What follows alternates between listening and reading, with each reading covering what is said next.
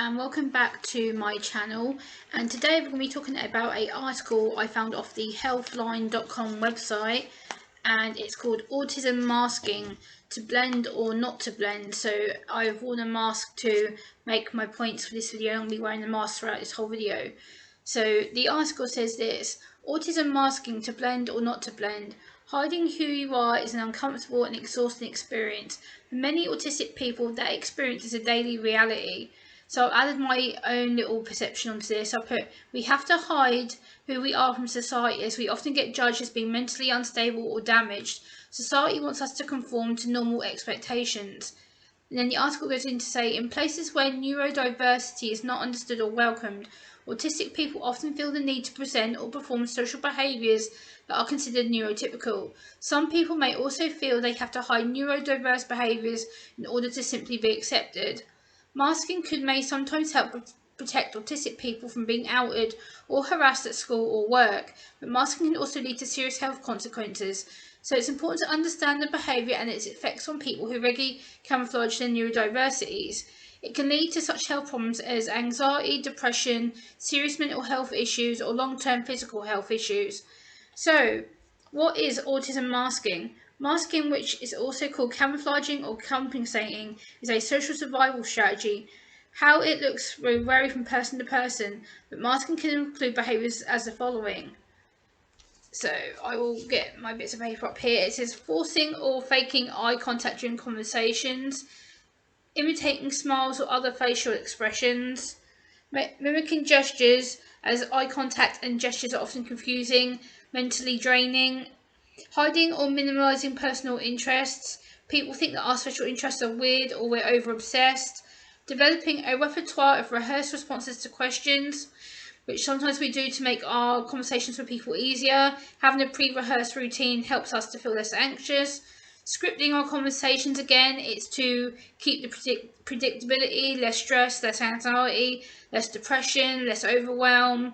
Not all autistic people will script their conversations. It is far easier for me. As an autistic woman, I myself do script my conversations, as it helps me to feel less panicked and less anxious. Disguising some behaviours, e.g. hiding a jiggling foot or trading a preferred movement for one that's less obvious. So things like rocking, people may fiddle with their fingers instead to stop the obvious sensory issues. People may mask autism for a variety of reasons, such as feeling safe and avoiding the stigma that society still have on people, feeling the need to be fixed or treated or conformed, avoiding mistreatment or bullying, again due to the stigma and miscommunication, succeeding at work, attracting a romantic partner. For me, I don't personally want a partner. I'm very happy to be on my own. Fitting in or to have a sense of belonging. We're often made to feel that we're outsiders or we're not accepted or we don't belong in the neurotypical society. So again, it's about making our own way of being accepted.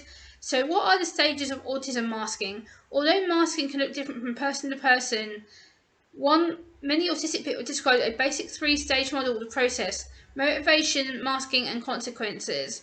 Masking begins when a neurodiverse person recognises that something important hinges on being perceived, maybe as friendship, maybe it's a job opportunity, maybe it's just personal safety.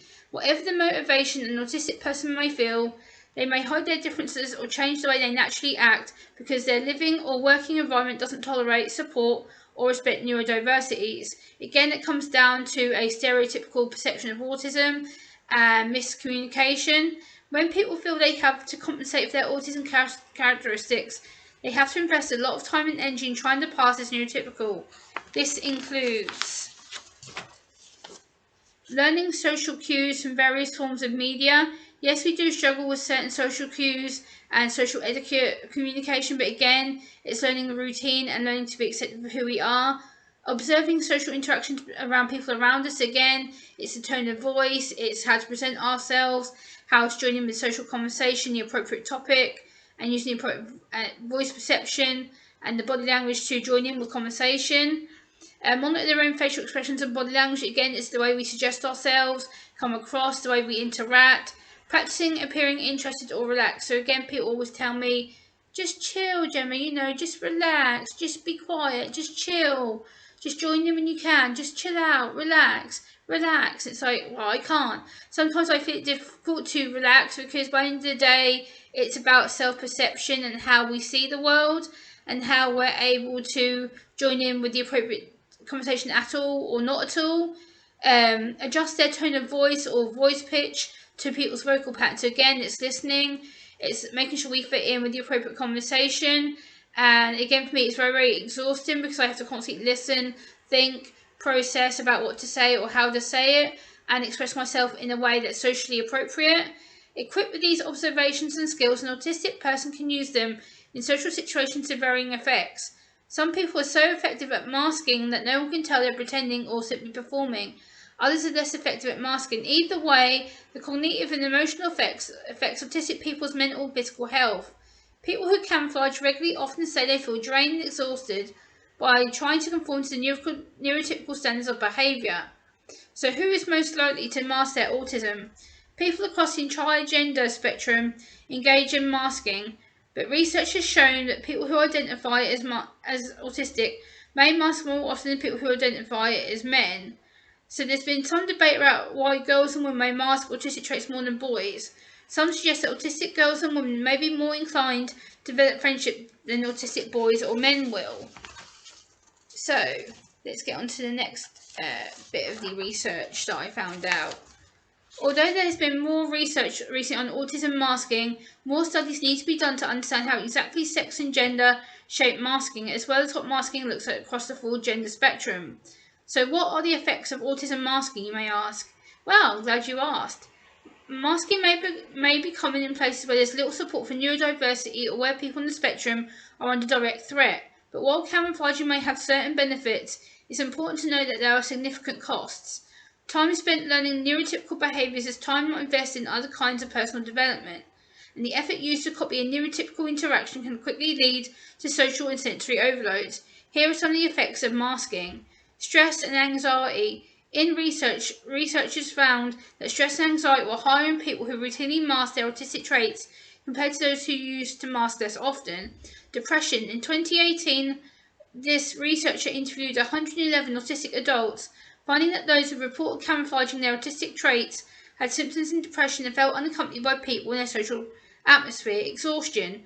Masking consumes huge amounts of energy and time. Women who use masking to satisfy neurotypical standards said that they felt exhausted or sensory overloaded. So I can add on for that from my personal perspective.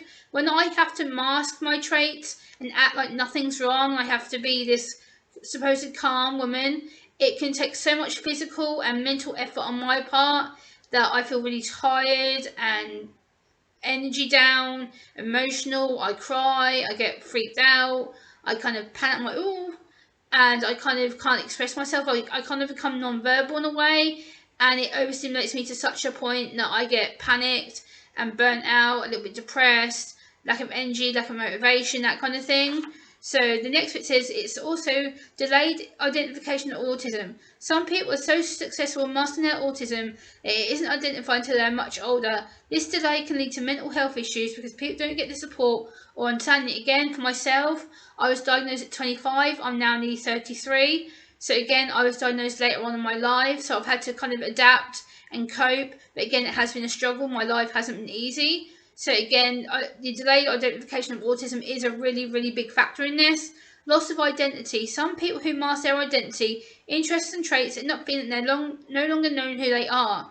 Some people who mask feel like self-betrayal. Others have said that masking makes them feel like they're deceiving or lying to people. Again, I feel like that because it is something that can take a long, long time to overcome. When you're used to masking so much and so heavily and for so long, it can become normal that we tend to just act like we haven't got it, or nothing's wrong, you know, we're fine, when in fact we're actually really upset and overloaded.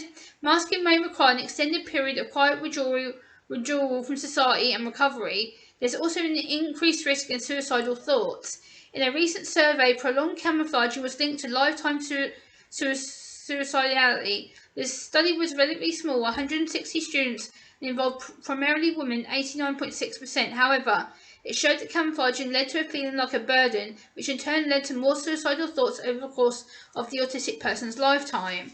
So yeah, I hope you've enjoyed hearing my little research facts on that and my own perspective. Like, I don't have the suicidal thoughts or anything, but for me, it's just a case of I do feel very low sometimes. I do feel very anxious, like I am a burden on people, because having autism is very, very difficult. It's communication based. So again, it's about the way I present myself and talk to you and get my points across. So please like, comment, share, and subscribe, and I'll be back with you next time. Bye!